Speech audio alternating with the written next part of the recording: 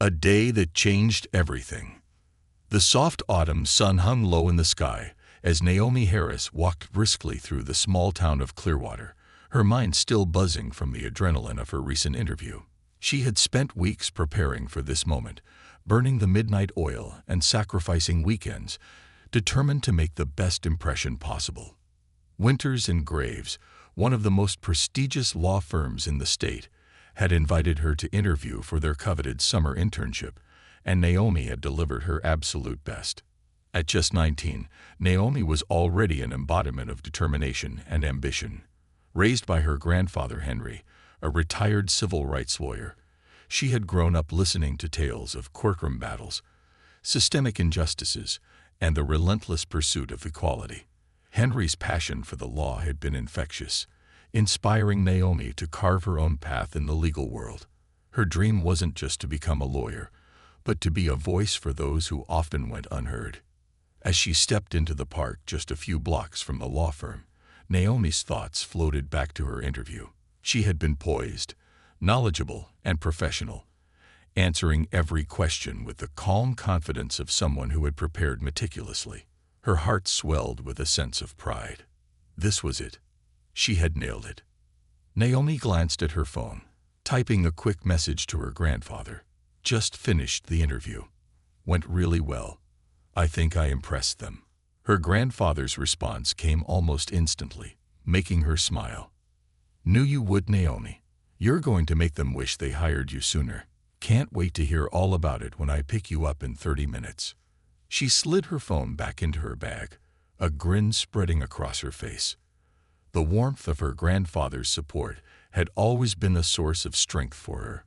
He had raised her with values that she carried close to her heart: justice, fairness, and standing up for what was right. He had always believed in her potential, even when she doubted herself. Naomi found a quiet bench near the park's fountain and sat down, letting the calming sounds of trickling water wash over her. She took a deep breath, feeling the weight of her hard work finally lift off her shoulders, if only for a moment. Her surroundings were peaceful, with the chatter of families and the distant laughter of children blending into a soothing background hum. This park had always been one of Naomi's favorite places, a sanctuary where she could think and dream. Pulling out her phone again, Naomi opened an article she had bookmarked earlier that morning, something about recent advances in civil rights law. She was always reading, always learning, determined to stay sharp. This was more than just a career for her. It was a calling. As she scrolled through the article, Naomi found herself lost in thought, envisioning her future. She imagined herself standing in a courtroom, advocating for clients, fighting for justice, and making a real difference, just like her grandfather had done all those years ago. Her path seemed so clear now, so full of promise. But fate had other plans for Naomi Harris that day. Unbeknownst to her, Officer David Barnes, a seasoned police officer in Clearwater, was making his rounds nearby. Barnes had been with the department for almost 2 decades, and in that time, he had developed a reputation for being stern, diligent, and, at times, overzealous. Clearwater was a quiet town compared to the bustling cities around it, but Barnes had always been the type of officer who believed in being cautious, some might say overly so.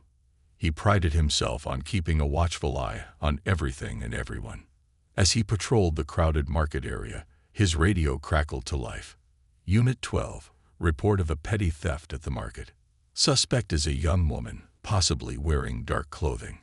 No further description available. Barnes's gaze swept over the bustling crowd of shoppers, vendors, and families. It wasn't much to go on, but the report was enough to put him on high alert.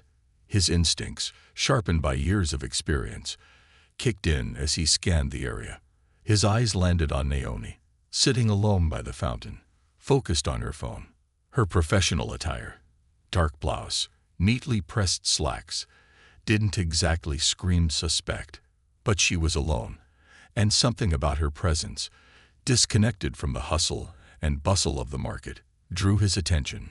Barnes had seen it before, people acting calm, too calm, when they were trying to hide something. His suspicions, once triggered, were hard to shake. Barnes approached Naomi, his steps firm, his hand resting lightly on his belt. As he loomed over her, casting a long shadow across the bench, Naomi looked up, startled. The peaceful moment she had been savoring was suddenly shattered. "Excuse me, miss," Barnes said, his voice clipped but authoritative. Naomi blinked, caught off guard by the intrusion. "Yes, officer. Is something wrong?" she asked, her voice polite but uncertain. Barnes crossed his arms over his chest, his gaze unwavering. "May I ask what you're doing here?" Naomi's confusion deepened. "I'm just waiting for my ride. My grandfather is picking me up in about 20 minutes, she explained, her brow furrowing slightly. The officer nodded, but his expression remained stern, his eyes never leaving her face. "We've had a report of a theft in the market nearby. You wouldn't happen to know anything about that, would you?" Naomi's heart skipped a beat. A theft? Why was he asking her? She had been sitting here for the last 20 minutes, completely absorbed in her reading. "No, I don't know anything about that," she said slowly, trying to wrap her mind around the sudden accusation. "I've just been sitting here, reading. I haven't been to the market." Barnes's expression didn't change. "You fit the description of the suspect. A young woman, dark clothes, sitting alone near the market." Naomi's pulse quickened, her stomach knotting with anxiety. "Officer, I'm not involved in any theft. I've been here, waiting for my ride. You can call my grandfather if you need to." Barnes remained silent for a moment, his eyes scanning Naomi's face for any sign of guilt. He didn't know why, but something about the situation just didn't sit right with him. He had been a cop long enough to trust his gut, and his gut was telling him to dig deeper. "Do you have identification?" he asked. Naomi hesitated for a moment, the reality of what was happening settling over her like a cold weight. She wasn't just being asked questions, she was being accused. Of what she wasn't entirely sure, but it was clear that Officer Barnes saw her as a suspect. Her hands trembled slightly as she reached into her bag and pulled out her wallet. "Here," she said, handing him her ID. "But I really don't know anything about a theft." Barnes took her ID, glancing at it briefly before looking back at her. "I'm going to need you to come with me to the station. We just need to ask a few more questions and clear some things up." Naomi's heart dropped into her stomach. This wasn't happening. She had done nothing wrong, and yet here she was, being accused of theft simply because she was sitting alone, minding her own business. Her mind raced, trying to figure out how to handle the situation, but before she could say anything, her phone buzzed in her bag. It was her grandfather, calling to let her know he was on his way. She answered, her voice shaky. "Grandpa, can you come quickly? I think there's been a misunderstanding." Henry Harris's voice was calm but concerned on the other end of the line. "I'm on my way, sweetheart. Don't worry. We'll figure this out." But as Naomi hung up the phone, she knew that what had started as a peaceful afternoon was about to turn into something far more complicated. The weight of suspicion. Naomi Harris sat on the park bench, her heart pounding as Officer Barnes stood over her, his shadow looming large. The peacefulness of the park, the quiet chatter of the market, and the laughter of children nearby, all of it seemed to melt away, replaced by the sharp, suffocating tension of the moment. As Barnes examined her ID, Naomi's mind raced. How had things turned upside down so quickly? 1 minute, she was basking in the glow of her successful interview. And the next, she was being accused of a crime she didn't commit. Her hands trembled as she gripped the edge of the bench, struggling to keep her voice steady. "Officer, I really don't understand," Naomi said, trying to reason with him. "I haven't been anywhere near the market. I've been sitting here, waiting for my grandfather. You can check the security cameras. I'm sure they'll show that." Barnes glanced up from her ID, his expression unreadable. "We're investigating a theft, Miss Harris, and you fit the description. I'm just doing my job." Naomi clenched her fists in her lap, forcing herself to breathe slowly. "Stay calm," she reminded herself, echoing her grandfather's advice. Henry had always taught her that when faced with injustice, staying composed and collected was the first step. But it wasn't easy, not with the weight of Barnes's suspicion pressing down on her. "Your job is to protect people," Naomi said, her voice quiet but firm. "But I'm telling you, I didn't steal anything." Barnes didn't respond. Instead, he tapped his radio, muttering something unintelligible into it. The weight of his silence hung heavy in the air, and Naomi could feel the eyes of passers-by starting to settle on her. She hated it, the feeling of being watched, judged, as though she were guilty of something. From a distance, she spotted a woman with her child in tow, glancing curiously in her direction before hurrying away. It was a subtle reminder of how quickly narratives could shift in a small town like Clearwater. Naomi could already imagine the whispers spreading through the community, whispers that would tarnish her reputation, even if she was innocent. The minutes ticked by agonizingly slowly. Every time Naomi opened her mouth to speak, Barnes silenced her with a glance or a terse response. He wasn't outright aggressive, but his demeanor was cold and indifferent. He had already made up his mind. Naomi was just another suspect to him, another name on a report that needed to be filed. Finally, she heard the familiar rumble of her grandfather's old truck approaching. Henry Harris, tall and lean, stepped out with a calm but purposeful stride. At 70, he carried himself with the dignity of a man who had spent his life fighting for justice, his face a roadmap of the battles he had waged both in and out of the courtroom. His once dark hair was now a soft silver, but his brown eyes were as sharp and fiery as ever. As soon as Henry saw Naomi, his face softened, but the concern in his eyes was evident. He walked over quickly, his hand gently resting on her shoulder before turning to face Officer Barnes. "What seems to be the problem here, officer?" Henry asked, his voice steady but filled with quiet authority. Barnes straightened, sizing Henry up.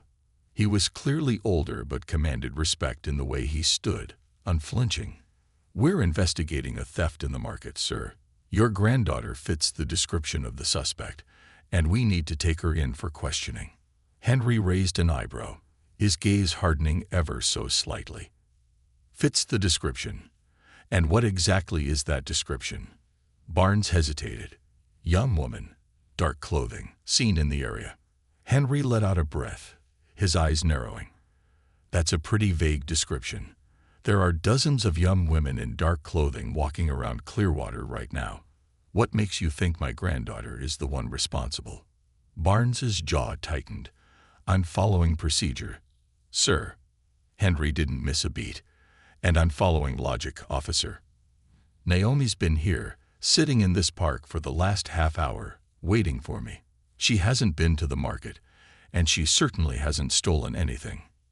Naomi watched the exchange in silence, her grandfather's calm but assertive demeanor giving her a sense of relief. She knew Henry well enough to recognize the careful way he was choosing his words. He wasn't just speaking as her concerned grandfather. He was speaking as someone who understood the law better than most. Barnes shifted uncomfortably, clearly not expecting to be challenged like this. "We can sort this out down at the station. It's just a few questions." Henry crossed his arms, his expression resolute. "If you're accusing my granddaughter of a crime, you'll need to arrest her. Otherwise, we're not going anywhere." The tension between the two men was palpable, and for a moment, it felt like the world had come to a standstill. Naomi's heart was racing, her throat dry. She couldn't believe this was happening. She hadn't done anything wrong. And yet here she was, facing the very real possibility of being dragged down to the police station like a common criminal. Barnes, clearly frustrated, took a step back, glancing down at his radio again. Naomi could see the gears turning in his mind, trying to figure out his next move. But before he could speak, another voice cut through the tension. "Officer Barnes, what's going on here?" Naomi turned to see another officer approaching, a woman in her mid-30s with a calm, authoritative air about her. She wore a more casual expression, but her eyes quickly assessed the situation. This was Sergeant Emily Rodriguez, one of the few officers in Clearwater Naomi had actually seen around town on occasion. She had a reputation for being level-headed and fair, a sharp contrast to Barnes's more heavy-handed approach. Barnes stepped forward, explaining the situation in clipped tones, but Rodriguez's eyes flickered toward Naomi and her grandfather as he spoke. When he finished, she gave him a measured look before turning her attention fully to Henry and Naomi. "Mr. Harris," she said, addressing Henry first, "I'm Sergeant Rodriguez. I apologize for any confusion, but we've had a report of a theft at the market. And unfortunately, your granddaughter seems to match the vague description we've been given." Henry nodded, but his expression didn't soften. "I understand, Sergeant, but as I told Officer Barnes, Naomi hasn't been anywhere near the market. She's been here, waiting for me, and she hasn't stolen anything." Rodriguez nodded thoughtfully, then turned to Naomi, her voice kinder than Barnes had been. "Miss Harris, do you mind if I ask where you've been for the last 30 minutes?" Naomi swallowed hard, trying to steady her voice. "I've been sitting here, reading. I had just finished an interview at Winters and Graves, and my grandfather was coming to pick me up. I've barely moved from this spot." Rodriguez glanced around the park, taking in the surroundings, the fountain, the nearby market, the scattering of people who were still lingering, curious but distant. She seemed to weigh her options carefully before nodding. "All right," Rodriguez said, her voice calm. "We'll need to check the security footage from the market to confirm, but for now, I think there's no need to take this any further unless we have more evidence." Barnes's jaw clenched, clearly unhappy with the decision, but he said nothing. Naomi could feel the tension beginning to lift, but the weight of what had just happened still hung heavily in the air. "Thank you, Sergeant," Henry said, his voice still firm. "We'd appreciate that. But let me be clear, my granddaughter has done nothing wrong, and I expect her to be treated as such moving forward." Rodriguez met his gaze and nodded. "Understood, Mr. Harris. We're just doing our due diligence. I'm sure this is all a misunderstanding." As the officers stepped away to discuss next steps, Naomi let out a shaky breath. Her hands still trembled, and her mind raced with everything that had just unfolded. It wasn't over yet, but at least for the moment. The immediate threat had passed. Her grandfather sat down next to her, his hand resting gently on her shoulder. "You did well, Naomi," he said softly, his voice filled with pride. "I know this wasn't easy, but you handled yourself with grace." Naomi nodded, her throat tight with emotion. "I just don't understand, Grandpa. Why did this happen?" Henry sighed, his eyes reflecting a deep sadness she hadn't seen before. "Sometimes, Naomi, people make assumptions based on fear or prejudice, or simply because they're not willing to see the whole picture. It's not right, but it happens. What matters is how we stand up to it." Naomi's chest tightened as she looked at him, realizing the painful truth in his words. She had done nothing wrong, yet she had been singled out, scrutinized, and nearly dragged into a situation that could have changed her life forever. All because she fit the description. But as she sat there, her grandfather beside her, Naomi felt something else stir within her. It was more than anger, more than fear. It was resolve. She had always wanted to fight for justice, to be a voice for those who couldn't defend themselves.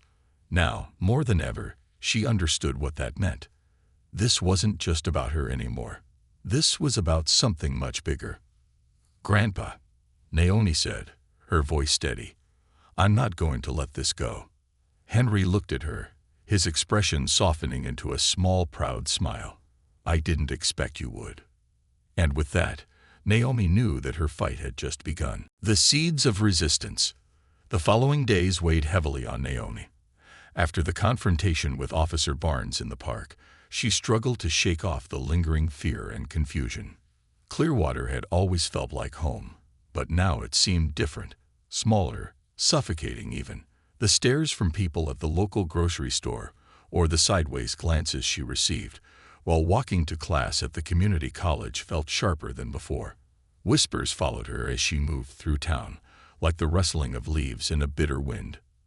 Naomi couldn't believe how quickly the town's perception of her had shifted. It was as if the accusation of theft, baseless as it was, had branded her with an invisible mark. Even though she had done nothing wrong, the cloud of suspicion hung over her like a storm, ready to break open at any moment. She had seen this happen before, to friends, to strangers on the news, but she had never imagined it would happen to her. Not in Clearwater, not in the town where she had grown up, where everyone knew her by name. But now she knew better. For Henry, Naomi's grandfather, the situation was all too familiar. As a veteran of the civil rights movement, he had experienced and fought against similar injustices throughout his life. He had stood on the front lines of protests, argued in courts, and written countless letters to legislators, all in the name of equality and justice. But seeing his granddaughter, his own flesh and blood, become the target of racial profiling, stirred something deeper in him, a fire he had thought long extinguished. Over breakfast that morning, the kitchen filled with the smell of freshly brewed coffee and buttered toast, Henry looked at Naomi with a heavy heart. She sat across from him, her eyes tired but determined. He could tell she hadn't been sleeping well since the incident, and the frustration was beginning to wear on her. "You've been quiet these last few days, Naomi," Henry said softly, taking a sip from his coffee mug. "I know what happened was hard, but I don't want you carrying the weight of this on your shoulders alone." Naomi stirred her oatmeal absent-mindedly, her thoughts far away. "I'm just still trying to make sense of it, Grandpa. I know it wasn't personal for Officer Barnes. He was just doing his job, right? But why me? Why do people like me always seem to fit the description?" Henry nodded slowly, setting his mug down. "That's the question, isn't it? It's something I've been asking for most of my life. It's not just about you, Naomi. It's about a system that's been broken for a long time, one that sees us, people who look like us, as suspects before it sees us as human beings." Naomi's gaze dropped to the table. She had always known her grandfather's stories about the civil rights era, about the marches, the protests, and the sit-ins, but they had felt like something from another time, another world. Now, sitting here, she realized that those battles weren't just history. They were still being fought, even in small towns like Clearwater. "I don't want to be angry," Naomi admitted, her voice barely above a whisper. "But I can't help it. Everywhere I go, people look at me differently now. It's like they don't trust me." Henry reached across the table and took her hand, his grip firm and reassuring. "It's okay to be angry. Injustice should make you angry. But anger on its own won't change anything. You have to channel it into something productive, something that can make a real difference. That's what you've always wanted to do, isn't it?" Naomi nodded slowly, her heart heavy with the truth of his words. She had always dreamed of becoming a lawyer to fight for people who couldn't fight for themselves. But now, faced with the reality of her own situation, that dream felt more urgent, more personal. "I don't know where to start," she admitted, her voice wavering. "How do I even begin to change something this big?" Henry smiled gently, his eyes twinkling with the wisdom of someone who had spent a lifetime fighting uphill battles. "You start small. You start by telling your story. You start by making sure people know what happened to you, and that it's not okay." Naomi's thoughts swirled as she considered his words. The idea of speaking out, of drawing attention to what had happened, filled her with equal parts fear and resolve. She knew her grandfather was right. This wasn't something she could stay silent about. But the thought of standing up, of putting herself in the spotlight, terrified her. Later that afternoon, Naomi found herself back in the park where everything had happened. She sat on the same bench by the fountain, watching as the water trickled down in soft ripples. It felt strange being there again, as if she were retracing her steps through a bad dream. But this time, she wasn't alone. Her best friend, Aisha, sat beside her, listening intently as Naomi recounted every detail of that day. Aisha had always been Naomi's confidant, someone she could talk to about anything. But this conversation felt different. It was heavier, more loaded with meaning. "I can't believe they did that to you," Aisha said, her voice tinged with anger. You should have seen the look on Barnes's face when he came into my uncle's shop the other day, all smug like he'd solved some big crime. He's been like that for years, thinking he's above everyone just because he wears a badge. Naomi sighed, her fingers tracing the edge of the bench. I know, but it's not just about Barnes. It's about everyone else too. People who saw what happened but didn't say anything. People who believe I'm guilty just because I was accused. It's like they're all complicit in this. Aisha nodded in agreement, her expression hardening. You're right, but you don't have to fight this alone. If you're ready to tell your story, I'll be right there with you. Naomi smiled gratefully, her heart swelling with appreciation for her friend. She had always admired Aisha's fierce loyalty and unwavering belief in justice. Together, they could make their voices heard. That night, after hours of pacing in her room and replaying the events over and over in her mind, Naomi made a decision. She pulled out her laptop, opened her social media accounts, and began typing. The post started simply, with a description of what had happened in the park. She wrote about how she had been accused of theft by Officer Barnes, how he had profiled her based on nothing more than a vague description, and how the entire experience had left her feeling humiliated and vulnerable. But she didn't stop there. Naomi wrote about the deeper issues, about how systemic racism and prejudice were alive and well, even in small towns like Clearwater. She wrote about how these issues weren't just her story, but the story of countless others who had been profiled, targeted, and silenced because of the color of their skin. When she finally hit post, her heart raced with both fear and excitement. The words were out there now, exposed for everyone to see. She knew it would stir the waters, maybe even make some people uncomfortable, but that was exactly the point. If Clearwater was going to change, people needed to be uncomfortable. They needed to face the reality of what had happened. Within minutes, the post began to gain traction. Comments poured in, some supportive, others filled with disbelief or denial. But one thing was clear. Naomi's story was resonating with people. Friends from school, neighbors, and even strangers began sharing the post, adding their own thoughts and experiences. The conversation was spreading like wildfire. The next morning, as Naomi sat at the kitchen table with her grandfather, her phone buzzed incessantly with notifications. The post had gone viral, reaching hundreds of people, then thousands. It wasn't long before local news outlets began reaching out, asking for interviews. The story had hit a nerve, and the community was starting to pay attention. But with the attention came backlash. As Naomi scrolled through her messages, she saw the ugly side of social media rear its head. Anonymous accounts spewed hate, accusing her of lying, of trying to ruin a good officer's reputation. Some called her a troublemaker, while others dismissed her story as just another example of race baiting. The weight of the negativity pressed down on her, and for a moment, she questioned whether she had made the right decision. "Don't let them get to you," Henry said, watching her closely. "People are always going to push back when they're confronted with something they don't want to see, but that doesn't make your story any less true." Naomi nodded, trying to absorb his words. She knew her grandfather was right, but it didn't make the hurtful comments any easier to stomach. Over the next few days, the momentum grew. What had started as a single social media post had blossomed into something much larger. Students from the local college organized a rally in support of Naomi, demanding accountability from the Clearwater Police Department.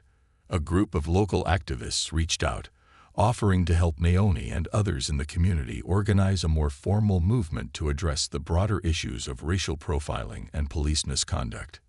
Naomi had never imagined herself as an activist, but now she was at the center of something bigger than herself. The fire that had been lit inside her that day in the park was spreading, fueled by the anger and frustration of others who had experienced similar injustices. As the days passed, Naomi began to realize that this wasn't just about clearing her name anymore. It was about fighting for a better future for herself, for her community, and for everyone who had ever been made to feel like they didn't belong simply because of the color of their skin. The seeds of resistance had been planted, and Naomi was ready to see them grow. The rising storm. Naomi stared at her phone, watching the notifications flood her screen like an unrelenting tide. The post she had shared about her experience had become a flashpoint in Clearwater. As she scrolled through the hundreds of comments, she saw a mix of emotions: solidarity, anger, disbelief, and, of course, the venomous backlash from those who either didn't believe her or didn't want to believe that such racism could exist in their town. The rally in support of her, organized by students from Clearwater Community College, had only intensified the attention. What had once been a quiet story about a girl falsely accused of theft had grown into a much larger movement, a call for justice and accountability from the local police department.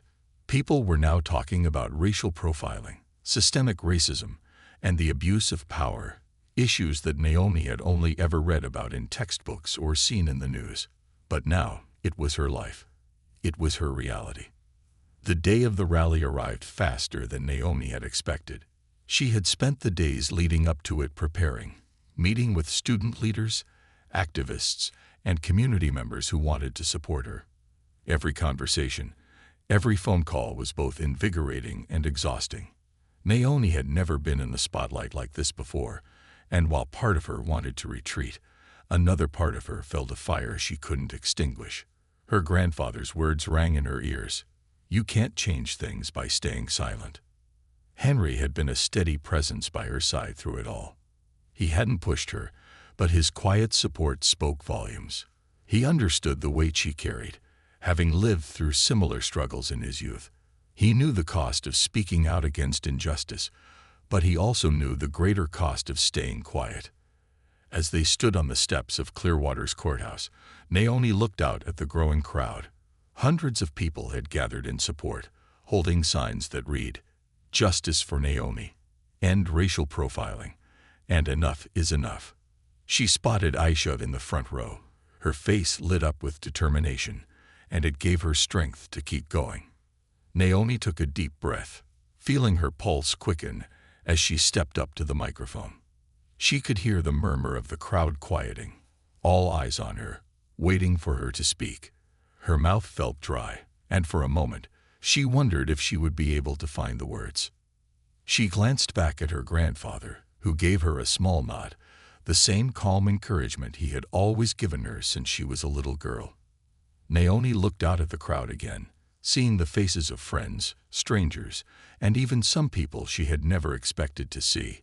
Her high school teachers, the owner of the coffee shop she used to visit every morning, neighbors who had watched her grow up. The weight of their expectation pressed down on her, but then she remembered why she was standing there. This wasn't just about her. This was about something much bigger. And she had to speak, not just for herself, but for everyone in the crowd who had experienced the same kind of injustice and had been too afraid, or too powerless, to stand up against it. Naomi leaned into the microphone, her voice steady but soft at first. "I never thought I'd be standing here today, speaking to all of you about something like this," she began. "Clearwater has always been my home. I've grown up here, just like many of you. I've worked hard to build a future for myself here, just like many of you. But a few weeks ago, something happened to me that I never thought would happen in a place I've always considered safe." She paused, letting the weight of her words settle over the crowd. "I was accused of a crime I didn't commit, not because there was any real evidence, not because I was caught doing something wrong, but because I fit the description. Because I was sitting on a park bench, minding my own business, waiting for my grandfather to pick me up. And that was enough for someone to decide I was guilty." Naomi could feel the energy in the crowd shift, a ripple of anger and frustration moving through them. She knew that her story wasn't unique, and that's what made it even more painful. Too many people in this country, and even in this small town, had stories like hers. "I know I'm not the only one," she continued, her voice growing stronger. "I know there are so many others out there who've been treated unfairly, who've been judged based on the color of their skin or the way they look, rather than on their character. And that's not okay. It's not okay for any of us to be made to feel like we don't belong, like we're not welcome in our own communities. Her hands clenched the sides of the podium as she spoke, the fire inside her growing. I'm standing here today because I refuse to stay silent. I refuse to let this happen to someone else. We deserve better. We deserve to be treated with respect, with fairness, with dignity. And that's why we're here. That's why we're demanding change. The crowd erupted into applause, cheers echoing off the courthouse walls. Naomi felt a rush of emotion, a mixture of relief, pride, and determination. But she wasn't finished yet. I know this won't be easy, she said, her voice quieter now. I know that change doesn't happen overnight, but we have to start somewhere. We have to make our voices heard, because if we don't, nothing will change. The next person sitting on that park bench could be your brother, your sister, your friend. And I don't want anyone else to go through what I did. As she stepped back from the microphone, the crowd roared with approval. Naomi's heart raced, but this time it wasn't from fear. It was from the power of knowing that she had spoken her truth, and people were listening. Aisha rushed up to her, pulling her into a tight hug. You were amazing, Naomi, Aisha said, her eyes shining with pride. You did it. Naomi smiled, feeling the tension in her chest begin to ease. I couldn't have done it without you. The rally continued, with other speakers coming forward to share their own stories of injustice and discrimination. Each one added another layer to the movement, weaving a tapestry of shared experiences that could no longer be ignored. The energy was electric, the crowd buzzing with a sense of purpose and unity. But not everyone in Clearwater shared that same sense of urgency for change. As Naomi made her way through the crowd, shaking hands and thanking people for their support, she couldn't help but notice a group of people gathered at the edge of the square, watching with crossed arms and stony faces. She recognized a few of them: business owners, town officials, and even some neighbors who had never quite warmed to her family. They didn't say anything, but their disapproval was palpable. Naomi could feel their judgment like a cold wind brushing against her skin. They didn't believe her story, or worse, they didn't want to believe it. To them, her accusations of racial profiling were an exaggeration, an inconvenience that threatened the fragile peace of their small town.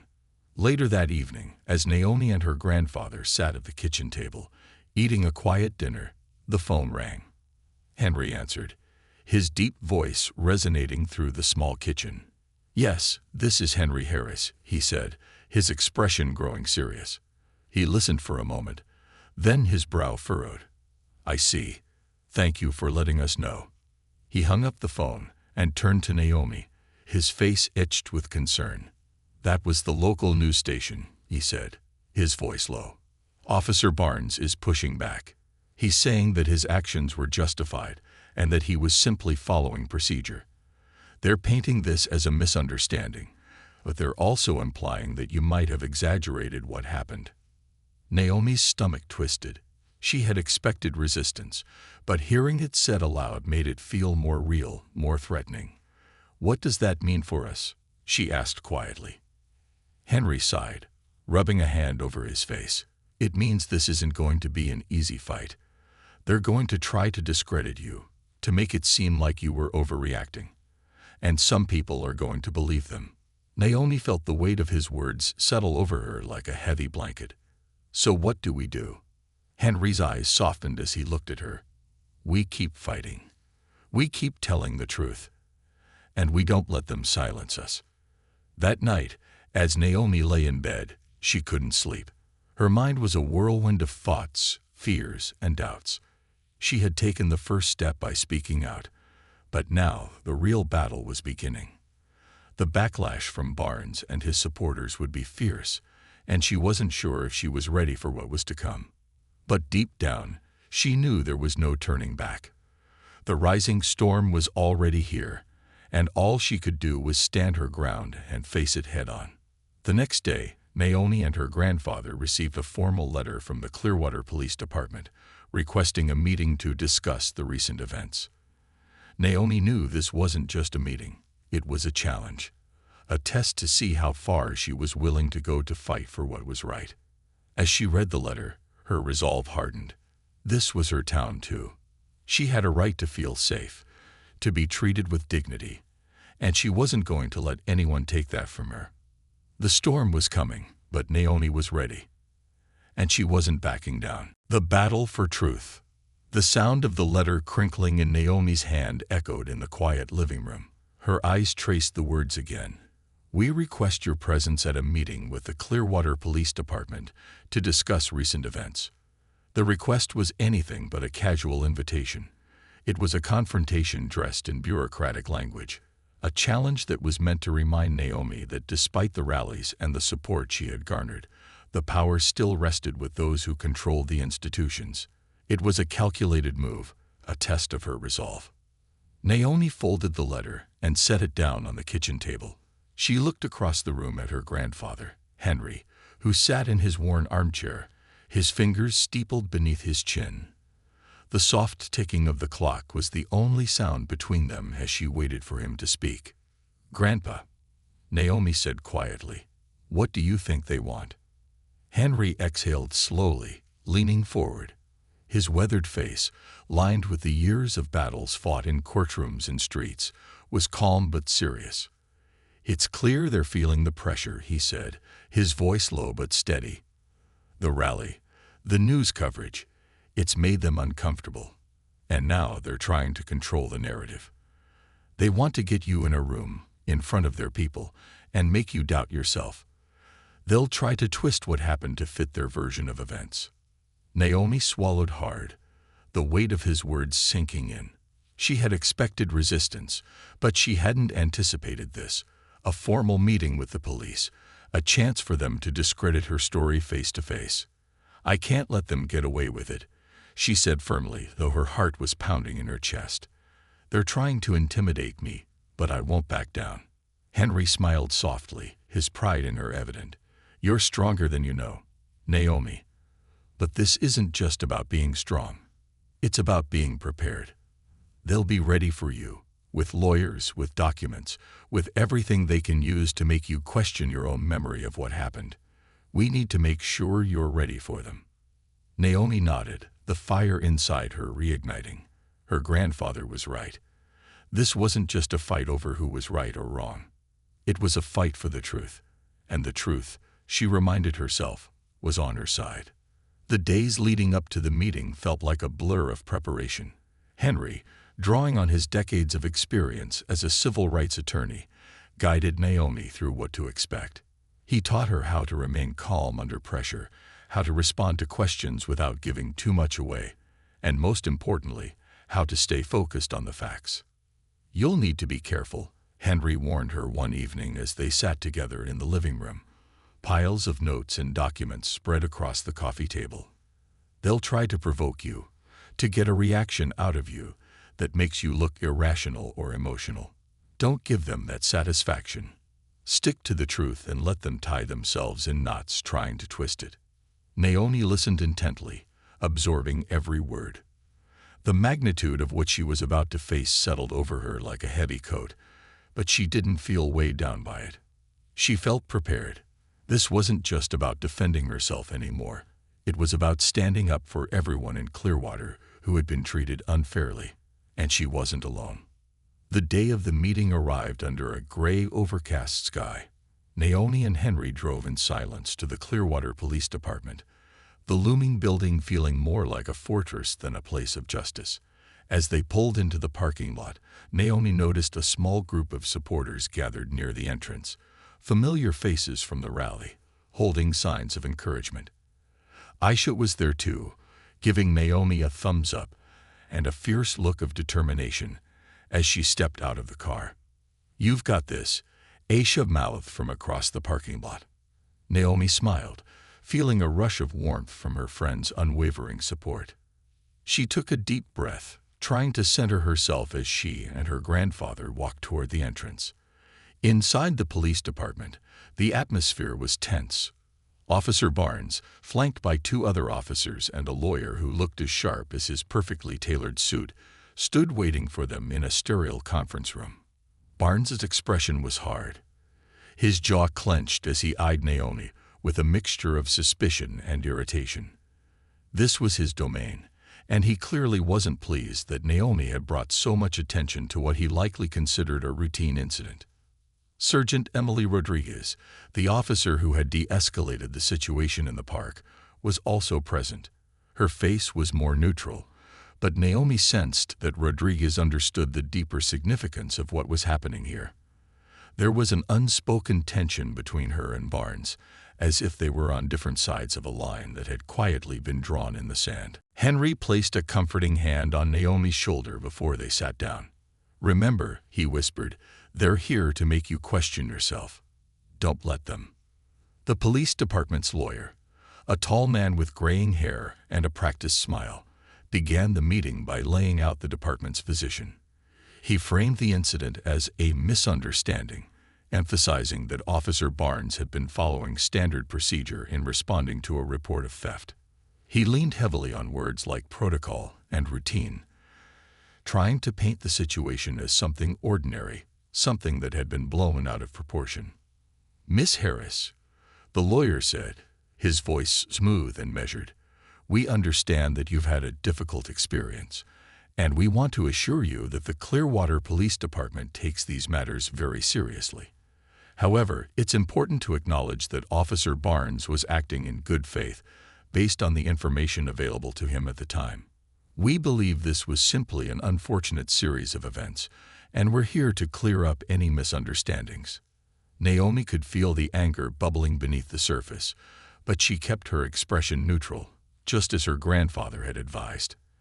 They were trying to downplay what had happened, to make it seem like no harm had been done. But Naomi knew better.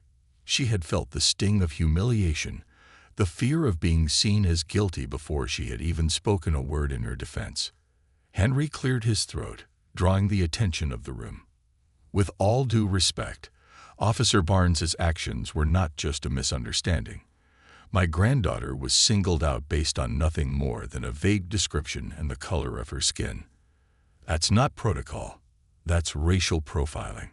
The lawyer's smile faltered slightly, but he maintained his composure. "Mr. Harris, we assure you that race was not a factor in Officer Barnes's decision. He was responding to a specific report of theft, and Miss Harris happened to fit the description provided." Naomi clenched her fists under the table.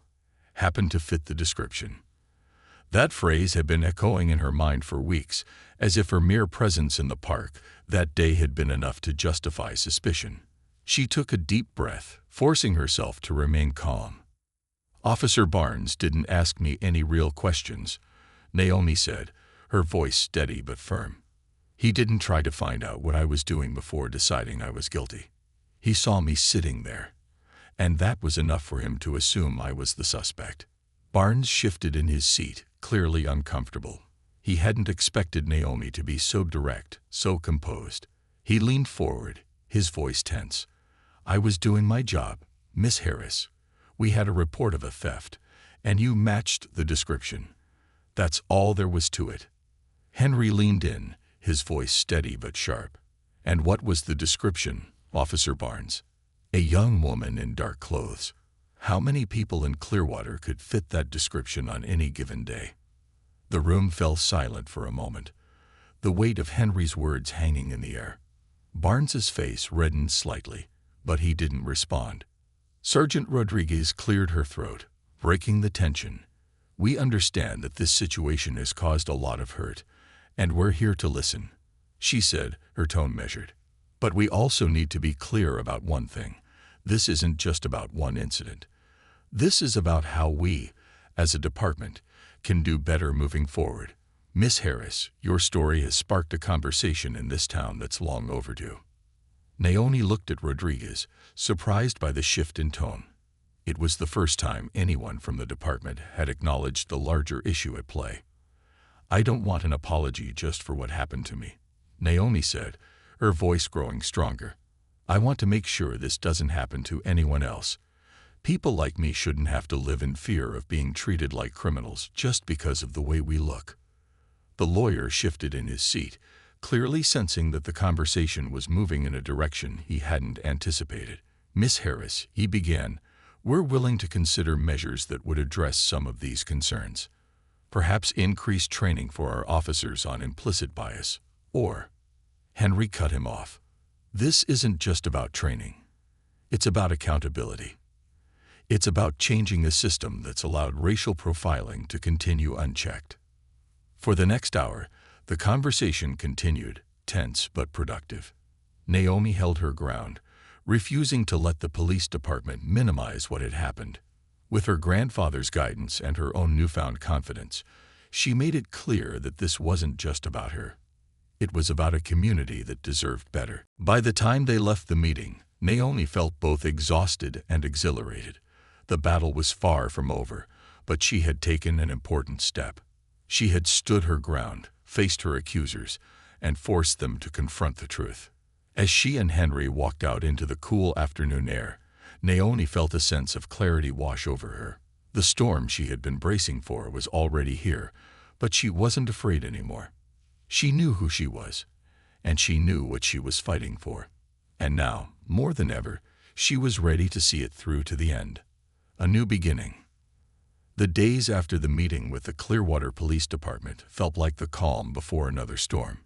Naomi had left the building with a sense of pride and determination, but she knew the battle for justice was far from over. The police department had promised to address her concerns, but the vague assurances left her feeling uneasy. Words were one thing, actions were another. She had heard promises like these before, often leading to nothing more than superficial changes that did little to address the deep-rooted issues. Naomi spent hours thinking about the next steps. The meeting had shown her that while she had gained traction, the real work was just beginning. The police department wasn't going to change overnight, and there were people in the community who still viewed her as a troublemaker rather than a young woman standing up for her rights. But now, Naomi was more resolved than ever to keep pushing. She wasn't just fighting for herself anymore. She was fighting for everyone in Clearwater who had been silenced or ignored. The days following the meeting were a whirlwind of activity. Naomi's story had continued to spread, not just within Clearwater but beyond. News outlets from nearby cities had picked it up, framing it as part of a larger conversation about racial profiling and policing in America. She received calls from journalists, invitations to speak at community forums, and even offers from national civil rights organizations to help with her case. It was overwhelming, but Naomi handled it with the same determination that had driven her from the beginning. One evening, as Naomi sat at the kitchen table, her laptop open in front of her, her grandfather, Henry, walked in and set a cup of tea down beside her. His presence, as always, was calming, a reminder of the legacy of activism and justice that she carried within her. "How's it going?" Henry asked, sitting down across from her. Naomi sighed, rubbing her temples. "It's a lot," she admitted. "Every time I think we've made progress, something happens to remind me how far we still have to go." Henry nodded, his expression thoughtful. "That's the nature of this fight, Naomi. Progress is slow, and it can be exhausting. But every step forward, no matter how small, is worth it." Naomi looked at him, feeling the weight of his words. Her grandfather had fought these same battles decades ago, and now here she was, carrying the torch forward. It was a heavy responsibility, but it was also one she couldn't walk away from. Not now. "I've been thinking," Naomi said, her voice steady but soft. "I don't want this to just be about what happened to me. I want to create something that lasts, something that can make real change here in Clearwater." Henry raised an eyebrow, intrigued. "What are you thinking?" Naomi leaned forward, her hands resting on the table. "I want to start an organization, something that focuses on racial justice and police reform, not just for Clearwater, but for the surrounding areas too. There are so many people here who don't have a voice, who don't know how to fight back when they're mistreated. I want to give them that voice." Henry smiled, a proud glint in his eyes. "That's ambitious, Naomi, but I think it's exactly what this town needs." Naomi nodded, her heart pounding with excitement and fear in equal measure. The idea had been brewing in her mind ever since the rally, but now it felt like the right time to turn that vision into reality. The police department's lukewarm response to the meeting had only fueled her desire to create something permanent, something that could hold them, and others like them, accountable. Over the next few weeks, Naomi threw herself into planning. She reached out to local activists, civil rights organizations, and community leaders, gathering advice and resources. Aisha was by her side every step of the way, offering her unwavering support and enthusiasm.